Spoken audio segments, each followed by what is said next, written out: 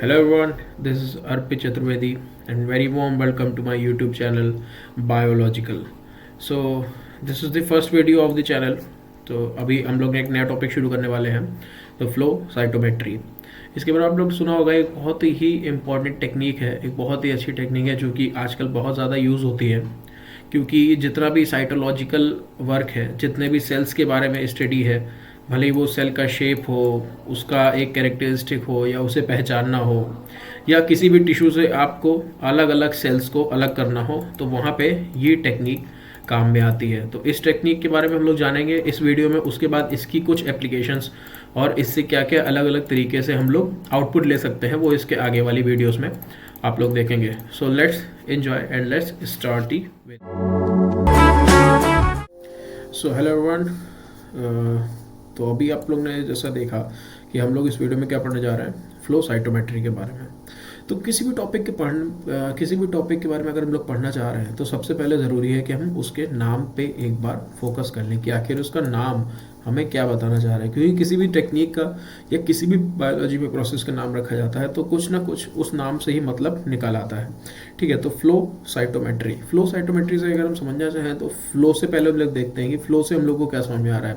Flow कौन सी चीज़ करती हैं, जिसमें क्या होता है, कोई भी फ्लूइडिटी हो. फ्लूइडिटी यानी कि वो चीज़ें जो कि बह सकती हैं. ठीक है, जो चीज़ बह सकती है, एक हाई कंसंट्रेशन से लो कंसंट्रेशन की तरफ क्या हो सकता है, वो फ्लो हो सकता है. ठीक है, तो वो कौन से होती हैं, लिक्विड. तो कहीं ना कहीं इसमें लिक्विड का मेन रोल होगा इस टेक्निक में, ये यहाँ से पता चल रहा है इसके नाम से. उसके बाद साइटो किसको डिनोट कर रहा है, साइटो डिनोट कर रहा है सेल को. ठीक है, तो मतलब ये जो टेक्निक है, इसमें कहीं ना कहीं सेल का रोल होगा और कहीं ना कहीं लिक्विड का भी रोल होगा. ओके, तो उसके बाद क्या है, तो इसको कम्प्लीटली हम लोग फ्लो साइटोमेट्री कर रहे हैं. तो फ्लो साइटोमेट्री टेक्निक है क्या, इससे पहले हम इसकी कुछ डेफिनेशन देख लेते हैं कि आखिर हम इसको डिफाइन कैसे करेंगे. So let's start with this. What is it? What actually flow cytometry it is? The flow cytometry is a technique for counting, examining, and sorting microscopic objects suspended in a fluid based on their optical properties, scattering and fluorescence. तो इस definition से अगर हम लोग समझना चाहें, तो flow cytometry क्या है, एक ऐसी टेक्निक जो कि किसके काम आ रही है, काउंटिंग, एग्जामिन, यानी कि अगर कोई सेल है, एक टिश्यू में ढेर सारे सेल्स हैं और उसमें हमें अलग अलग सेल्स को सेपरेट आउट करना है, या फिर अलग अलग सेल्स के बारे में हमें क्या करना है, पढ़ना है कि उनके कैरेक्टर क्या है, या उनके सरफेस पे जो मॉलिक्यूल्स हैं वो क्या है.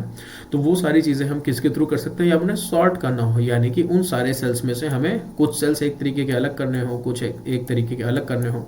अगर हमें वो सॉर्ट करने हो, तो हम क्या करते हैं, फ्लो साइटोमेट्री टेक्निक का यूज़ करते हैं. तो सॉर्टिंग जो है उसका एक क्या है, एप्लीकेशन है, या एग्जामिन करना या काउंट करना, ये एक एप्लीकेशन है. एप्लीकेशंस फ्लो साइटोमेट्री की जो है वो आगे वाली वीडियो में देखेंगे. आज हम लोग सिर्फ फ्लो साइटोमेट्री के बारे में जानेंगे इस वीडियो में कि फ्लो साइटोमेट्री आखिर होती क्या है. ठीक है, microscopic objects suspended in a fluid based on their optical properties. ठीक है, तो इस डेफिनेशन में जैसे ही बताया जा रहा है कि पार्टिकल्स कैसे हैं, पार्टिकल्स माइक्रोस्कोपिक हैं, यानी कि उनका साइज इतना कम है कि वो माइक्रोस्कोप से ही हम लोग देख सकते हैं. Objects suspended in a fluid based. तो फ्लूइड की बात यहाँ पर आ गई, जो हम लोग फ्लो देख रहे थे, तो ऐसा फ्लूइड है जो कि कैसा है, एक सस्पेंशन है. सस्पेंशन किस चीज़ का है, उसमें एक लिक्विड है, और लिक्विड में क्या है, माइक्रोस्कोपिक पार्टिकल्स हैं. और ये माइक्रोस्कोपिक पार्टिकल्स क्या करते हैं, माइक्रोस्कोपिक पार्टिकल्स एक लेज़र के सामने से मूव करते हैं, एक लेज़र के सामने से मूव करते हैं, और लेज़र उन पर जब पड़ती है तो हम उन पर क्या अलग अलग प्रॉपर्टीज़ को उनकी रीड कर सकते हैं, या उनकी अलग अलग प्रॉपर्टीज़ के बारे में जान सकते हैं. ये तो हो गई एक डेफिनेशन. एक और तरीके से हम इसको डिफाइन कर सकते हैं, जो कि क्या है, that is the flow cytometry is the measurement और the physical and chemical properties of cells or particles in a pressurized fluidic systems which delivers the cells in a singular fashion past a point of interrogation. तो ये जो definition है ये आपके notes में definitely help करेगी, और I will be sharing this PPT on the Google docs, and I will be giving the link in the description itself. Okay, so you can download this ppt from there. So इसको जो है आप लोग अभी आगे जब ये video खत्म होगी तब तक इस डेफिनेशन को पूरी तरीके से समझ चुके होंगे। तो हम लोग अभी ये जान लेते हैं कि इसमें कौन कौन से कंपोनेंट हैं जो कि फ्लो साइटोमेट्री को कंप्लीट करते हैं, या कौन कौन से ऐसे कंपोनेंट हैं जो कि फ्लो साइटोमेट्री में इन्वॉल्व होते हैं, इस टेक्निक में इन्वॉल्व होते हैं। तो 3 मेजर कंपोनेंट हैं जो कि फ्लो साइटोमेट्री को कंप्लीट करते हैं। Number 1 is fluidics, number 2 is optics and number 3 is electronic system. तो फ्लूइडिक सिस्टम से हमें क्या समझ में आता है? तो फ्लूइडिक सिस्टम होता क्या है ना, transport cells in a stream to the laser beam for interrogation. ठीक है, तो सबसे पहले हम इन तीनों की अगर डेफिनेशन देख लें, या तीनों क्या कहना चाह रहे हैं देख लें, उसके बाद हम एक ओवरव्यू से समझ जाएंगे कि आखिर इनका रोल है क्या। So optics, what it is, lasers to illuminate the cells in the sample stream and optical filters to direct the resulting light signals to appropriate detector। ठीक है, ऑप्टिक्स का काम पे काम आ रहा है। फ्लूइडिक्स का काम कहाँ पे आ रहा है कि जो हमने सस्पेंशन बनाया हुआ है, जो भी सस्पेंशन बना हुआ है जिसमें क्या है, ढेर सारे सेल्स प्रेजेंट हैं, वो सेल्स को एक लाइन से या एक क्या करना है, लेज़र बीम तक ले जाने का, ट्रांसपोर्ट करने का एक जरिया कौन प्रोवाइड करा रहा है? फ्लूइड प्रोवाइड करवा रहा है। ठीक है, या वो सस्पेंशन प्रोवाइड करवा रहा है। ठीक है, उसके बाद ऑप्टिक्स का रोल कहाँ पे आ रहा है? ऑप्टिक्स का रोल यहाँ पे आ रहा है कि वो जो सस्पेंशन उस फ्लूइड के माध्यम से, जो वो सस्पेंशन सोल्यूशन फ्लूइड में सेल्स जो आ रहे हैं, उसमें सेल्स के ऊपर लेज़र लाइट का पड़ना और एक एक करके उस सेल्स को पढ़ना जो है वो किसके अंडर आ रहा है? वो ऑप्टिक्स सिस्टम के अंदर आ रहा है कि उस लेज़र लाइट का कितनी इंटेंसिटी होनी चाहिए। ठीक है, या फिर उससे जो सिग्नल निकल रहे हैं वो हम किस तरीके के सिग्नल होंगे। अगर वो सिग्नल लाइट के फॉर्म में निकल रहे हैं तो उसको हम कैसे ले सकते हैं, डिटेक्ट कर सकते हैं। ये सब क्या है? ये सब ऑप्टिक्स के अंदर आ रहा है। उसके बाद electronic system convert the detected light signals into the electric signals और electronic signals that can be processed by the computer. अब क्या है, सिग्नल तो हमें मिल गए, ठीक है, लेकिन उस सिग्नल को हमें क्या करना है? इलेक्ट्रॉनिक सिस्टम के फॉर्म में कन्वर्ट करना है। और वो कौन करता है? वो करता है इलेक्ट्रॉनिक्स पार्ट किसका? फ्लो साइटोमेट्री का। ऑप्टिक्स से क्या है कि हमें कुछ डिटेक्टर्स हैं, डिटेक्टर्स ने क्या किया, कुछ लाइट डिटेक्ट करी या कुछ सिग्नल डिटेक्ट करी, लेकिन इस डिटेक्टर से जो लाइट पास होगी, जो सिग्नल पास होंगे कंप्यूटर तक, वो किस फॉर्म में होंगे? वो इस फॉर्म में होंगे कि जो कंप्यूटर है वो इस भाषा को समझ पाए, क्योंकि कंप्यूटर तो ये नहीं समझ पाएगा कि इसने ये लाइट डिटेक्ट करी, इसने ये लाइट डिटेक्ट करी है डायरेक्टली। अगर आप कंप्यूटर पर लाइट डालेंगे तो बिल्कुल भी नहीं बता पाएगा कि ये जो लाइट है इसकी इंटेंसिटी क्या है या इसकी वेवलेंथ क्या है। तो उसमें कुछ ना कुछ उसे सिग्नल चाहिए होंगे। वो सिग्नल कहाँ से आता है? वो इलेक्ट्रॉनिक सिस्टम जो है वो प्रोवाइड करवाता है। तो इसका एक ओवरऑल डायग्राम हम लोग देख लेते हैं। So these are the cell जिसके बारे में हम लोग को पढ़ना है। इनकी कुछ प्रॉपर्टी हम लोग को जो पढ़नी है वो सेल क्या है? सैंपल है। सैंपल के बाद इसमें ये जो सिस्टम है या फिर ये जो फ्लूइड दिख रहा है आपको, ये एक सॉल्वेंट है। ठीक है, इसी सॉल्वेंट के साथ क्या हो रहा है? सस्पेंशन बना ले रहे हैं ये सेल्स। और इस सेल्स के बाद ये जो आपको एक स्ट्रीम लाइन सिंगल सेल की ये लाइन दिख रही है, ये क्या है? ये किसकी प्रॉपर्टी है? यही फ्लूइडिक सिस्टम की प्रॉपर्टी है, जो कि क्या कर रही है? जो कि बता रही है कि सेल्स जो हैं वो कैसे जा रहे हैं? एक स्ट्रीम लाइन मोशन में। यहाँ पे सेल एक एक करके लाइन से आगे की तरफ बढ़ते हैं, ना कि एक साथ पूरे के पूरे ढेर होके। ठीक है, फिर उसके बाद ये जो एक्साइटेशन लेजर है, ये कौन सा पार्ट बना रहा है? ये बना रहा है ऑप्टिक्स। ऑप्टिक कंपोनेंट जो है वो कहाँ से आ रहा है? वो इस लेजर वाले पार्ट से आ रहा है कि इस एक्साइटेशन लेजर से क्या हो रहा है? एक एक करके जो सेल इसके सामने से गुजर रहा है उस पर ये लेज़र पड़ रही है। ठीक है, और इस लेज़र से कुछ लाइट या तो सामने की तरफ जा रही है या कुछ लाइट इससे स्कैटर हो रही है। ये जो मिरर्स लगे हुए हैं इन्हें हम डाइक्रोइक मिरर्स कहते हैं। ये सर्टेन वेवलेंथ की लाइट को पास होने देते हैं, जिसके लिए भी ये बने होते हैं। और बाकी जो लेंथ की लाइट होती है, वेवलेंथ की लाइट होती है, उसे क्या करते हैं ये लोग? या तो एक तरफ मूव कर देते हैं या फिर पास हो देते हैं। ठीक है, जो सामने की तरफ डिटेक्टर्स लगे होते हैं उसे हम क्या कहते हैं? Forward scatter detector. और जो साइड होते हैं वो साइड स्कैटर डिटेक्टर होते हैं। उसके बाद ये जो डिटेक्टर सिस्टम हो गया, ये सब ऑप्टिक्स के अंदर आ गया। उसके बाद ये जो ऑप्टिक सिस्टम वाला आपका डिटेक्शन के बाद ये एम्पलीफिकेशन हो रहा है। एम्पलीफिकेशन किसके थ्रू हो रहा है? फोटो मल्टीप्लायर ट्यूब के थ्रू, जिसके बारे में भी हम लोग देखेंगे आगे इस वीडियो में। फोटो मल्टीप्लायर ट्यूब के थ्रू एम्पलीफिकेशन हो रहा है। किस चीज़ का एम्पलीफिकेशन हो रहा है? सिग्नल का। तो ये एम्पलीफिकेशन का काम कैसे कर रहे हैं? जैसे कि ट्रांसफार्मर्स होते हैं, जो कि क्या करते हैं,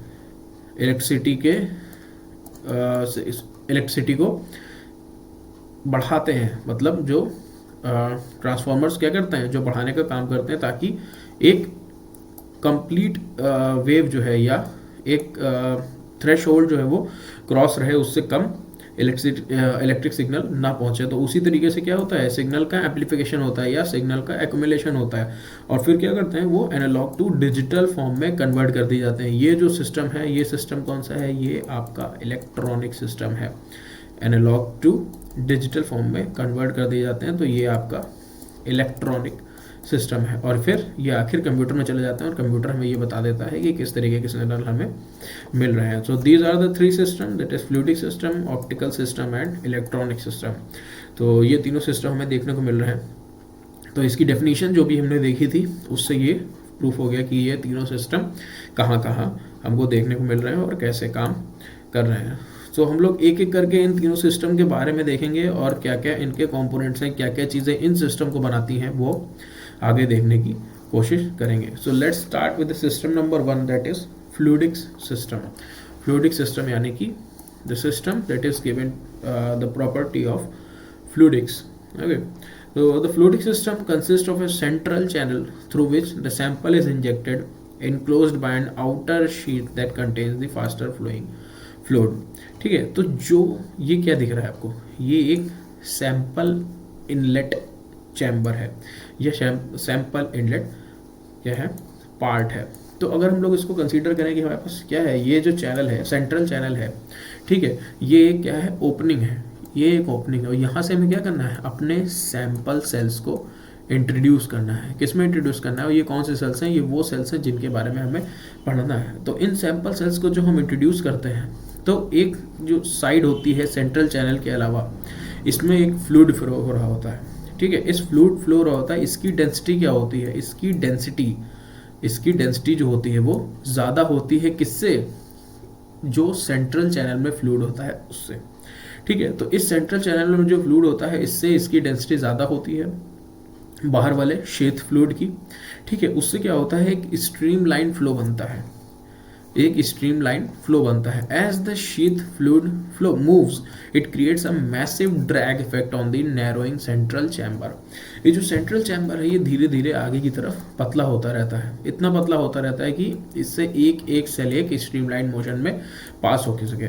और ये जो शीथ फ्लूइड बह रहा होता है, ये इस तरीके के ड्रैग फोर्स क्रिएट करता है सेंट्रल चैनल पे कि ये एक स्ट्रीमलाइन मोशन बना दे, जिसकी वजह से सेल्स जो है वो बिना किसी दिक्कत के मूव कर सके। कैसे, 1 बाय 1। ठीक है, और इस 1 बाय 1 मोशन के लिए क्या ज़रूरी है, बस 1 बाय मोशन के लिए क्या ज़रूरी है, ये पूरा फ्लूइडिक सिस्टम। ठीक है, तो होता क्या है, इसमें एक फिनोमिनन है, हाइड्रोडायनेमिक फोकसिंग। ये हम किसे कह रहे हैं कि ये एक लेज़र है जिसके बारे में हम लोग क्या करना है, जो कि सबसे ज़्यादा इंपॉर्टेंट है किसी भी सेल्स के बारे में पढ़ने के लिए। मान लीजिए ये लेज़र यहाँ पे लगी हुई है, ये लेज़र की लाइट यहाँ जा रही है, तो ये सेल क्या कर रहे हैं, एक एक करके इस लेज़र के सामने आएंगे। अगर एक साथ ढेर सारे सेल आ गए, तो उनके बारे में पढ़ना और उनको उस समय डिफ्रेंशिएट करना बिल्कुल भी पॉसिबल नहीं होगा, क्योंकि हमको ये नहीं पता चलेगा कि ये लेज़र कौन से सेल पे पड़ के किस तरीके की प्रॉपर्टी शो कर रहा है। ठीक है, तो हमें क्या करना है, फोकस करना बहुत ज़रूरी है। किस चीज़ पे, हर एक सेल पे अलग अलग फोकस करने के लिए हमें क्या करना है, हमें ज़रूरी है कि सेल्स जो भी आ रहे हैं वो कैसे हों, वो एक लाइन से आए, अलग एक साथ टिश्यू के फॉर्म में, या एक दूसरे से चिपक के ना आए। और इस तरीके के फोकसिंग के लिए हम क्या कर रहे हैं, एक लिक्विड स्ट्रक्चर का या एक फ्लूइड का यूज़ कर रहे हैं। ठीक है, जो कि क्या कर रहा है, डायनेमिकली मूव कर रहा है। तो इस तरीके की फोकसिंग को हम क्या कर रहे हैं, हाइड्रोडायनेमिक फोकसिंग। ओके, तो ये क्या ज़रूरी है, ये ज़रूरी है सेल्स के स्ट्रीमलाइन मोशन के लिए। तो फ्लूइडिक सिस्टम का रोल यहाँ पे समझ में आ गया। Let's start with the second system. Let's just study with the second system, that is optic system. Optic system जो है वो कहीं ना कहीं बहुत ही मेजर रोल प्ले कर रहा है, क्योंकि स्ट्रीमलाइन मोशन बनने के बाद ज़रूरी है कि हर सेल जो कि लेज़र के सामने से गुजर रहा है, उस सेल के बारे में जो भी हम लोग प्रॉपर्टी उसकी यूज़ कर रहे हैं, भले ही कौन सी, भले ही हम स्कैटरिंग यूज़ कर रहे हैं या फिर हम क्या यूज़ कर रहे हैं, फ्लोरेसेंस यूज़ कर रहे हैं, तो उसके लिए दोनों में ही क्या है, ऑप्टिक सिस्टम यानी कि लेज़र का मेन रोल है, जिसके सामने एक एक सेल पड़ रहा है। तो जैसा कि यहाँ पे डायग्राम दिखा रहा है कि एक सेल है, ये एक सेल है जो कि कहाँ से आ रहा था, जो कि उस स्ट्रीमलाइन मोशन में आ रहा था, एक एक सेल, वो एक सेल इस लाइट सोर्स लेज़र के सामने आया है। तो अब लेज़र से जो भी क्या होंगी, ये क्या है, रेज हैं, किरणें हैं जो उससे निकल रही हैं, तो सेल होगा, सेल के अंदर कुछ ग्रेन्यूल्स होंगे, कुछ पार्टिकल होंगे, कहीं ना कहीं ये सेल कुछ लाइट रेस को डिफ्लेक्ट कर देगा, कुछ लाइट रेस को ये क्या करेगा, स्कैटर कर देगा। ठीक है, तो जो यहाँ पे डिटेक्टर लगा होगा सामने की तरफ, ये कौन सी लाइट, ये कौन सी रेस पकड़ेगा, वो जो कि डिफ्लेक्ट नहीं हुई है और सीधे सेल के थ्रू कहाँ पहुँच गई हैं, सीधे पहुंच गई हैं इस डिटेक्टर तक। ठीक है, तो जो डिटेक्टर सामने की तरफ लगा होता है उसे हम क्या कहते हैं, फॉरवर्ड स्कैटर डिटेक्टर, और जो साइड स्कैटर को पकड़ने के लिए होता है उसे हम क्या कहते हैं, साइड स्कैटर रेस को पकड़ने के लिए होता है उसे हम कहते हैं साइड स्कैटर डिटेक्टर। ठीक है, तो अगर कोई ग्रेन्यूल्स बीच में प्रेजेंट है या सेल्स में है, तो ठीक है, वो क्या करेंगे, वो ज़्यादातर लाइट को साइड स्कैटर कर देंगे। ठीक है, तो वो क्या है, after hydrodynamic focusing each cell passes through a beam of light that is light source, the light scattering or fluorescence emission, if the particle is labeled with a fluorochrome, provides information about the cells properties। तो अभी ये जो property हम लोग पढ़ रहे हैं ये स्कैटरिंग प्रॉपर्टी है। इसकी जगह अगर हम लोग लाइट सोर्स से ऐसी वेवलेंथ की लाइट को दें जो कि किसी एक फ्लोरोक्रोम यानी कि ऐसा कंपाउंड जो कि क्या करता है, लाइट को यानी कि HNU को एब्जॉर्ब करता है और एब्जॉर्ब करके किसी दूसरी वेवलेंथ पे उस लाइट को एमिट करे, यानी कि फ्लोरेसेंस प्रॉपर्टी शुरू करें। अगर हम फ्लोरेसेंस के थ्रू इसी चीज़ को पढ़ना चाहेंगे तो वो क्या हो जाएगा, फ्लोरेसेंस एमिशन के थ्रू सेम चीज़ पढ़ने का एक तरीका हो जाएगा, वो भी ऑप्टिक सिस्टम के ही अंदर आएगा। उसके बाद scattered and emitted light from the cells are converted to electrical pulses by the optical detector। जो भी ऑप्टिकल डिटेक्टर है, फॉरवर्ड स्कैटर या साइड स्कैटर, उनके थ्रू ये जो ऑप्टिकल लाइट है इसको हम किस में कन्वर्ट कर देते हैं, इलेक्ट्रिकल पल्सेस में। Then the flow cytometers routinely measures light scattered at two different angles, forward and side। Okay, then the light scattered by an object is detected by different detectors। One detector is placed in line with the light beam to measure the forward scatter from the objects। Detectors perpendicular to the beam of the beam measure side scatter and fluorescence। तो जैसा कि ये statement क्या बता रहा है, ये statement ये बता रहा है कि अभी मान लीजिए ये आपका एक लेज़र बीम है, या एक लाइट सोर्स है। ओके, और ये क्या है, ये आपके सेल्स हैं जो कि फ्लूइडिक सिस्टम के थ्रू एक एक करके इस लेज़र के सामने से गुजर रहे हैं और हमें इस सेल के बारे में क्या करना है, पढ़ना है। तो ये लेज़र जो है वो इस पर पढ़ रही होगी, तभी तो हम इस पर क्या करेंगे, इसकी प्रॉपर्टी को पढ़ पाएंगे। तो अब क्या होगा, इनमें कुछ सेल्स में क्या होगा, सेल्स का अगर हम स्ट्रक्चर देखने की कोशिश करेंगे, इसमें कुछ ग्रेन्यूल्स होंगे, इसमें कुछ मॉलिक्यूल्स होंगे, इसमें न्यूक्लियस होगा, इसमें क्या होगा, माइटोकॉन्ड्रिया होगा। ठीक है, तो इसमें अलग अलग क्या होंगे, स्ट्रक्चर्स होंगे। तो कुछ लाइट पास हो जाएगी, कुछ लाइट रिफ्लेक्ट हो जाएगी और कुछ लाइट क्या होगी, स्कैटर हो जाएगी यानी कि अपने पास से डिफ्लेक्ट होकर दूसरी तरफ जाने लगेगी। तो लाइट सोर्स का डायरेक्शन क्या है, this is the direction of the light source. तो जो इस लाइट सोर्स की डायरेक्शन में डिटेक्टर लगे होंगे उसको क्या कहेंगे, फॉरवर्ड स्कैटर डिटेक्टर। ठीक है, अब इट्स लाइट सोर्स के परपेंडिकुलर क्या है, ये ऊपर भी और नीचे भी। तो जो डिटेक्टर इस लाइट सोर्स के परपेंडिकुलरली लगे होंगे ऊपर और नीचे, उसे हम क्या कहेंगे, साइड स्कैटर डिटेक्टर, ठीक है, जो कि क्या कर रहा है, इस स्कैटरिंग को मेजर कर रहे हैं, जो कि साइड की तरफ हो रही है, किसकी वजह से, ग्रेनुलेटेड सेल्स की वजह से। ओके, तो ये हमें यहाँ पे देखने को मिल रहा है।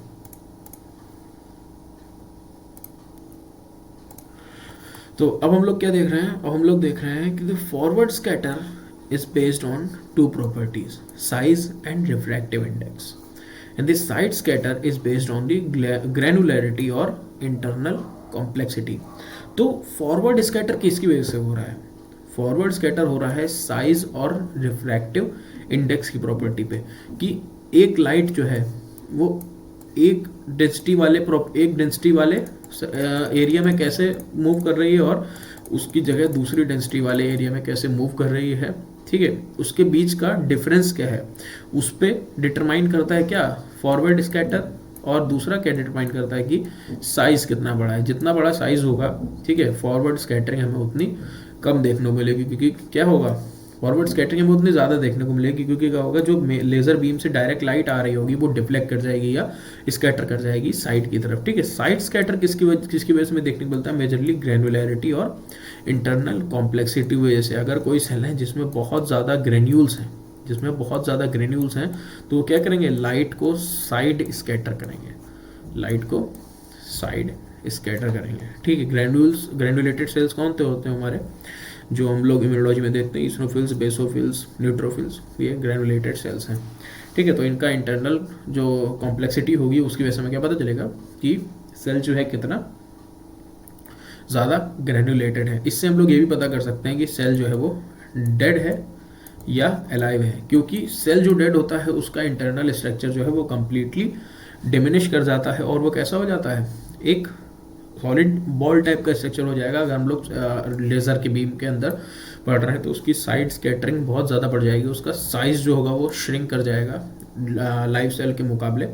तो उससे हम लोग अंदाज़ा लगा सकते हैं कि ये सेल जो है वो लाइव है या डेड है। अब जो है मेन हमने क्या करा, हमने सैंपल लिया, सैंपल में फ्लूइडिक सिस्टम के थ्रू एक स्ट्रीमलाइन मोशन बनाया, सेल्स आए, सेल्स को हमने लेज़र बीम से इल्यूमिनेट कराया, उस सेल्स की प्रॉपर्टी कुछ हमने जानने की कोशिश करी जो कि डिटेक्टर पे पड़ी है, लेकिन वो अभी तक हम जान नहीं पाएंगे क्योंकि उसके जो सिग्नल है वो ऐसे नहीं है जो हमें समझ में आ सकें या कंप्यूटर को भी समझ में आ सकें। तो इसके लिए क्या होता है, इसके लिए बीच में एक सिस्टम होता है, इलेक्ट्रॉनिक सिस्टम, जो कि क्या करता है, ये जो सिग्नल आ रहे हैं इसको कन्वर्ट करता है किसमें, ऑप्टिकल सिग्नल्स को कन्वर्ट करता है किसमें, इलेक्ट्रॉनिक सिग्नल में, ठीक है। सो यहाँ पे रोल आता है किसका, इलेक्ट्रॉनिक सिस्टम का। तो अभी ये हाई फोटोन एनर्जी है, ठीक है, हाई फोटोन एनर्जी। तो यहाँ पे क्या दिखाने की कोशिश करी गई, ये दिखाने की कोशिश करी है PMT, यानी कि ये जो स्टेप हम लोग देखने की कोशिश कर रहे थे कि ये एम्प्लीफिकेशन क्या है, एम्प्लीफिकेशन ने बताया था PMT जो है, या फिर फोटो मल्टीप्लायर ट्यूब जो है वो क्या कर रहा है, एम्प्लीफिकेशन कर रहा है सिग्नल का। तो अब ये एम्प्लीफिकेशन किसकी वजह से हो रहा था, इसी फोटो मल्टीप्लायर ट्यूब की वजह से हो रहा था। तो इलेक्ट्रॉनिक सिस्टम में डिटेक्टर्स के बारे में पढ़ने से पहले हम लोग ये जान लेते हैं कि फोटो मल्टीप्लायर ट्यूब आखिर होता क्या है। तो अभी ये क्या है, हाई एनर्जी फोटोन बीम है, ठीक है, या पार्टिकल की फॉर्म में क्या हो रहा है, लाइट एनर्जी आ रही है, उसको एक ट्रैक प्रोवाइड किया जाता है, और ये क्या है, ये कुछ रिफ्लेक्टर्स होते हैं, जो कि फोटो मल्टीप्लायर ट्यूब के इंटरनल स्ट्रक्चर में प्रेजेंट होते हैं, ठीक है। ये एक तरीके से ग्लास टाइप के होते हैं जो क्या करते हैं, रिफ्लेक्शन करते हैं, सिग्नल का रिफ्लेक्शन करते हैं, और हर एक बार जो सिग्नल रिफ्लेक्ट होता है वो एम्पलीफाई होता जाता है, यानी कि उसकी क्या होती है, उसकी इंटेंसिटी बढ़ती जाती है, और हर बढ़ती इंटेंसिटी के साथ जो हमें चाहिए होता है वो होता रहता है। हमें क्या चाहिए था कि अगर हमने मान लीजिए 10 पार्टिकल्स एंटर किए हैं तो हमें कितने मिले, 100, ठीक है, या 1000। तो ये कौन कर रहा है, ये PMT कर रहा है या फोटो मल्टीप्लायर ट्यूब कर रहा है, ठीक है। तो ये क्या होता है, ये बहुत ही ज़्यादा सेंसिटिव इंस्ट्रूमेंट है, एक फोकसिंग इलेक्ट्रोड है इसमें, फोटो मल्टीप्लायर ट्यूब इसे कहते हैं। उसके बाद इसके फाइनल एरिया पे कनेक्टर पेन्स होंगे जो कि कहाँ ले जाएंगे, इसको कंप्यूटर में, जिससे क्या मिलेगा हमें, जो सिग्नल पहले इतनी कम इंटेंसिटी के साथ मिल रहा था वो हमें और ज़्यादा इंटेंसिटी के साथ मिलेगा। तो फोटो मल्टीप्लायर ट्यूब सिग्नल को नहीं चेंज कर रहा है, फोटो मल्टीप्लायर ट्यूब बस उस सिग्नल को एम्पलीफाई कर दे रहा है। जहाँ पे हमें पहले 10 पार्टिकल मिल रहे थे, अब वहाँ पे हमें 100 मिल रहे हैं या 1000 पार्टिकल मिल रहे हैं। तो जो चीज़ हमें पहले पढ़ने में दिक्कत हो रही थी या जो चीज़ में पहले समझने में दिक्कत हो रही थी, वो दिक्कत अब हमें नहीं होगी, क्योंकि अब क्या हो रहा है, सिग्नल एम्पलीफाई हो चुका है। So once a cell or particle passes through the laser light, the scattered and fluorescent signals are diverted to the detectors। मतलब या तो वो फॉरवर्ड स्कैटर डिटेक्टर के पास पहुंच गए या फिर वो साइड स्कैटर डिटेक्टर के पास पहुंच गए, क्या, जो भी लेजर लाइट से लाइट पास हुई थी। The number of detectors will vary according to the machine. Detectors are either silicon photodiodes और photomultiplier tube। अगर सिग्नल इतना कम है जिसे डिटेक्ट करना बहुत ही ज़्यादा मुश्किल है, तो हम लोग फोटो मल्टीप्लायर ट्यूब यूज़ करते हैं।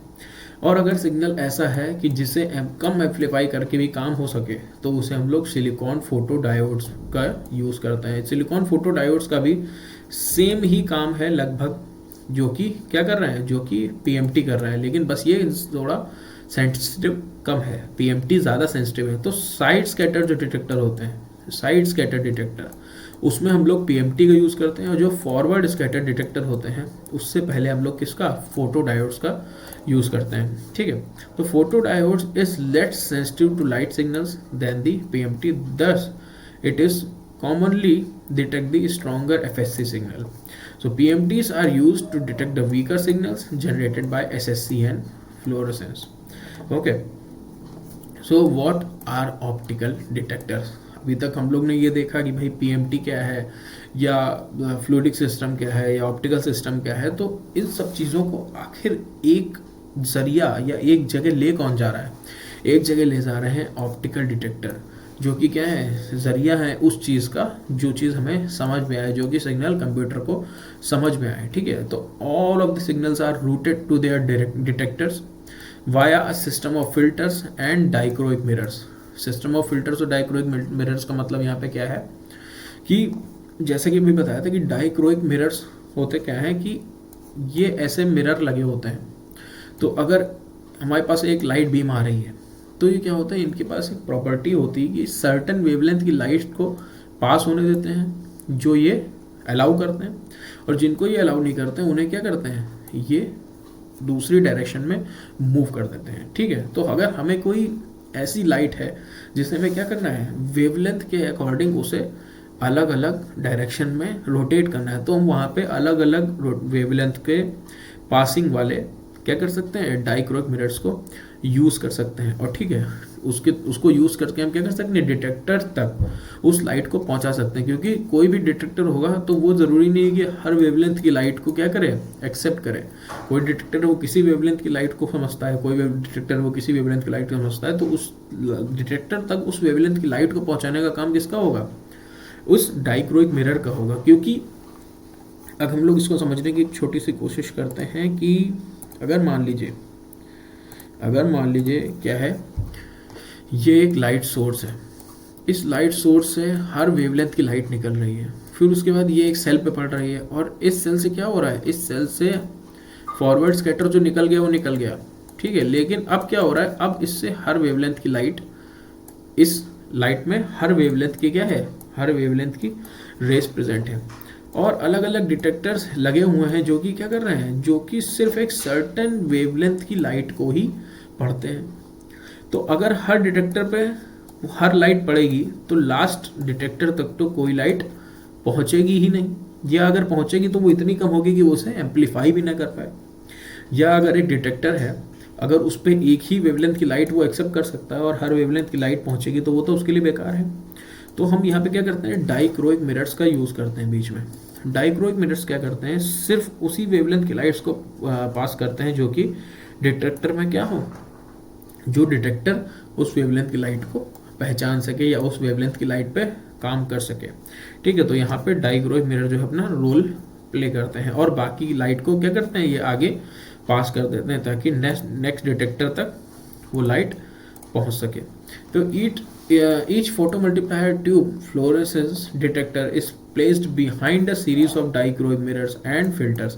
So that it only receives and detect light within a particular range of wavelength. जो एक वेवलेंथ पे लाइट उसे चाहिए वो सिर्फ उसी वेवलेंथ की लाइट को, उसी वेवलेंथ की लाइट उस तक पहुंचे। इस मामले को कौन समझता है? Dichroic mirror. इस मामले की जिम्मेदारी डाइक्रोइक मिरर्स ने ले रखी है। A particular colour of light is split off from the incoming mixture and directed to the detectors by the dichroic mirrors. मतलब एक सर्टेन वेवलेंथ या एक सर्टेन कलर की लाइट को क्या करता है, बाकी आने वाली वेब ग्योर में से, बाकी आने वाली वेब ग्योर वाली क्या वेव्स में से क्या अलग कर देता है, उस एक लाइट को अलग कर देता है जो कि एक डिटेक्टर पे जानी चाहिए या जिसकी एक डिटेक्टर को सख्त ज़रूरत है। इससे क्या होता है, इससे भी एम्पलीफिकेशन में मदद मिलती है। Optical filters block certain wavelengths while transmitting others. कुछ जो उन्हें ब्लॉक करनी है वो उन वेवलेंथ्स की लाइट को ब्लॉक कर देता है, और जो उसे पास करनी है वो उस वेवलेंथ की लाइट को पास कर देता है। ठीक है, तो उसके बाद क्या होता है, उसके बाद उस सिग्नल को प्रोसेस करने की बात आती है। कौन सा सिग्नल? जो पीएमटी है, जो कि क्या कर रहा है, एक्यूमुलेशन का या फिर एम्पलीफिकेशन का काम कर रहा है, वो सिग्नल को पहुंचा दे रहा है कहाँ तक, डिटेक्टर तक। लेकिन इस डिटेक्टर को, इस सिग्नल को क्या करना है, प्रोसेस करना है। प्रोसेस करने का मतलब क्या, कि कुछ समझना है और फिर कुछ आगे समझाना है, या फिर क्या करना है, ट्रांसलेशन का काम करना है। अभी क्या है, अभी हमारे पास लाइट सिग्नल की बात हो रही है। लाइट सिग्नल या फिर ऑप्टिकल सिग्नल, और इसे किस में कन्वर्ट करना है, इसे इसमें कन्वर्ट करना है इलेक्ट्रॉनिक सिग्नल में। तो ये क्या कर रहा है, ये एक कन्वर्टर का काम कर रहा है। तो इस कन्वर्टर की प्रोसेस को क्या कर रहा है, इस कन्वर्टिंग की प्रोसेस को ही हम सिग्नल प्रोसेसिंग बोलते हैं। तो कब हम समझेंगे, कब हमको लगेगा कि हाँ ये जो अभी एक इवेंट हुआ है इसे हम क्या कहेंगे, इसे जो सिग्नल जनरेट हुआ है इसमें प्रोसेस करना है।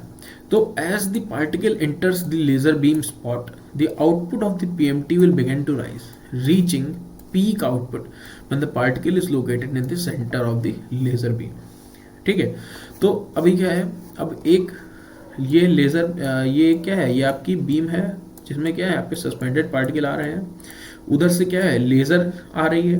तो इस लेज़र के सामने जैसे ही एक पार्टिकल पहुंचेगा, इस लेज़र के सामने जैसे ही एक पार्टिकल पहुंचेगा तो क्या होगा, पीएमटी में सिग्नल राइज करेगा, यानी कि फोटल मल्टीप्लायर ट्यूब के थ्रू सिग्नल राइज होना शुरू हो जाएगा।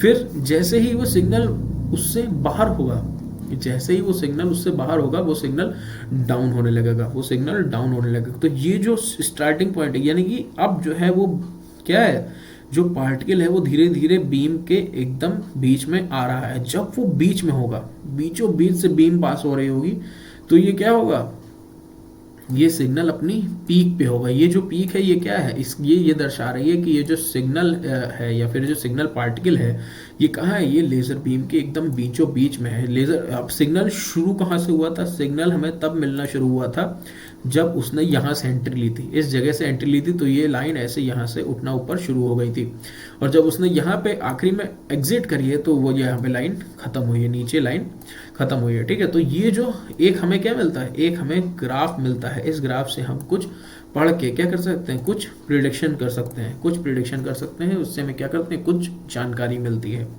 इस ग्राफ के, ये क्या है, इस ग्राफ के हाइट से हम क्या डिटेक्ट कर सकते हैं, the maximum amount of current output by PMT. PMT के थ्रू जो मैक्सिमम आउटपुट है करंट का वो हम इसकी हाइट से डिटेक्ट कर सकते हैं। इसके एरिया से हम क्या पता लगा सकते हैं, the integral of the pulse, जो पल्स थी, ठीक है, जो पल्स थी उसका इंटीग्रल इफेक्ट कितना रहा है। इंटीग्रल यानी कि क्यूमुलेटिव, यानी कि एक साथ इकट्ठा कितना इफेक्ट रहा है। विथ, ये जो विथ है, ठीक है, ये जो चौड़ाई है इसकी, इससे हम क्या पता लगा सकते हैं, the time interval during which the pulse occurs. अब हम पल्स किसे कह रहे हैं, हम पल्स इसे ही कह रहे हैं कि एक बार जो लाइट बीम पड़ी है एक पार्टिकल पे, ठीक है, तो उसको हम क्या कह रहे हैं, उसको हम पल्स कह रहे हैं। जैसे कि यहाँ पे सेकंड पॉइंट में लिखा हुआ है, as the particles flows out of the laser beam, the current output of the PMT will drop back to the baseline. This generation of pulse is termed an event. ठीक है, तो ये एक event है जिसमें क्या हो रहा है, ये पूरा ग्राफ हमें देखने को मिल रहा है। तो signal intensity can be measured by either height और एरिया। तो सिग्नल की जो इंटेंसिटी देगी, कितने इंटेंसिटी के साथ वो सिग्नल उस पार्टिकल से निकला है, ठीक है, वो हम किससे पता लगा सकते हैं, हाइट और एरिया से। The width parameter measures the time the cells spends in the laser, मतलब उस जो पार्टिकल है, जो पार्टिकल इस लेजर के सामने से गुजरा है, उसने कितना टाइम बिताया है उसके सामने, ये हम किससे पता लगा सकते हैं, विथ से। और इससे हमें क्या पता चल सकता है, इससे हमें ये पता चलता है ये पता चल सकता है कि उस पार्टिकल का साइज कितना बड़ा है। ठीक है, कितना बड़ा साइज है उसके बारे में हम किससे जान सकते हैं, इसी चीज़ से जान सकते हैं कि ये पार्टिकल जो है वो कितनी देर तक उस लेज़र के सामने रहा है। ठीक है, अब हम लोग देख लेते हैं कि कौन से फिल्टर्स हैं। जो बात कर रहे थे हम लोग फिल्टर और डाइक्रोइक मिरर्स के बारे में, तो ये फिल्टर आखिर होते क्या हैं। तो ये फिल्टर जो है वो 3 तरीके के होते हैं, long pass filter, short pass filter और बैंड पास फिल्टर। ठीक है, तो इनकी जगह कहाँ होती है, इनकी जगह होती है किससे पहले, डिटेक्टर से पहले। ये डिटेक्टर से पहले लगाए जाते हैं या फिर फोटो मल्टीप्लायर ट्यूब से पहले लगाए जाते हैं, ताकि क्या हो, ये एक सर्टेन वेवलेंथ की लाइट को अलाउ करें और बाकी वेवलेंथ की लाइट को ये क्या कर दें, डिफ्लेक्ट कर दें। तो लॉन्ग पास फिल्टर क्या करते हैं, transmit wavelength of light equal to और greater than the spectral band of filter. मतलब अगर एक फिल्टर है, उसका एक स्पेक्ट्रल बैंड है कि इसे क्या करना है, इस वेवलेंथ की लाइट को पास करना है। तो लॉन्ग पास फिल्टर क्या करते हैं, उस वेवलेंथ की लाइट को तो पास करते ही हैं, प्लस उससे ज़्यादा वेवलेंथ वाली लाइट को भी पास करते हैं, लेकिन उससे कम वेवलेंथ वाली लाइट को पास नहीं करते हैं। तो अगर इसको क्या है, स्पेक्ट्रल फिल्टर है 500 नैनोमीटर का, तो ये 500 नैनोमीटर की लाइट को पास होने देगा, 520 की पास होने देगा, लेकिन 480 की पास नहीं होने देगा, 510 की पास होने देगा, 530 की पास होने देगा। अपने से ज़्यादा जितना उसका स्पेक्ट्रल बैंड है उससे ज़्यादा वो क्या करेगा, नैनोमीटर की लाइट को पास होने देगा, लेकिन उससे कम की पास होने नहीं देगा। देन इस short pass filter transmit wavelength of light equal to और shorter than the spectral band of the filter. अब अगर 500 नैनोमीटर का एक बैंड पास फिल्टर है, तो 520 नैनोमीटर की लाइट को अगर पास नहीं होने दे रहा है, तो वो किस तरीके का फिल्टर है, वो है शॉर्ट पास फिल्टर। और 480 नैनोमीटर की लाइट को वो पास होने दे रहा है। ये एक एडिशनल इन्फॉर्मेशन है फिल्टर्स के बारे में, जो कि हमें जानना ज़रूरी है कि हमें ये पता होना चाहिए कि कौन कौन से तरीके के फिल्टर जो है वो यूज़ कर सकते हैं। तीसरा क्या है, band pass filters. Then this band pass filter transmit wavelength of light within a specific range of wavelength. ठीक है, जो वेवलेंथ इन्हें क्रॉस करनी होगी, या जो वेवलेंथ ये लोग अलाउ करेंगे, ठीक है, जो वेवलेंथ ये फिल्टर अलाउ करेंगे, सिर्फ वही वेवलेंथ क्या होगी, ट्रांसमिट होगी, या वही वेवलेंथ पास होगी किसके, एक फिल्टर के थ्रू। उसके ऊपर या नीचे जितनी भी वेवलेंथ की लाइट होगी, ये उस वेवलेंथ की लाइट को डिफ्लेक्ट कर देगा। ठीक है, ये उस वेवलेंथ की लाइट को डिफ्लेक्ट कर देगा। तो ये पूरी एक क्या थी, ये एक पूरी स्टोरी थी फ्लो साइटोमेट्री के बारे में। तो इसको हम लोग यहाँ पे समराइज कर देते हैं। ठीक है, उसकी समरी देखते हैं यहाँ पे कि आखिर पूरे लेक्चर में क्या देखा। So it all started with the 3 types of system या 3 components that are involved in the flow cytometry. One is fluidic system, one is optic system and one is electronic system. तो fluidic system that is shown here कि एक क्या हो रहा है, ये एक सेंट्रल चैनल है जिसमें हमने सैंपल को इन्वॉल्व किया है, सैंपल को हमने क्या किया है, डाला है। और सैंपल क्या है, सैंपल वो सेल्स हैं जिनके बारे में हमें पढ़ना है या जिनके बारे में हमें जानना है। उसके बाद ये लेजर्स हैं जो कि किसके अंदर आ रहे हैं, ऑप्टिकल सिस्टम के आ रहे हैं। फ्लूइडिक सिस्टम में ये जो सेल्स हैं, ये स्ट्रीमलाइन मोशन किसकी वजह से बना रहे हैं, हाइड्रोडायनेमिक फोकसिंग की वजह से, जो कि किसकी वजह से बन रहा है, शीत फ्लूइड की वजह से।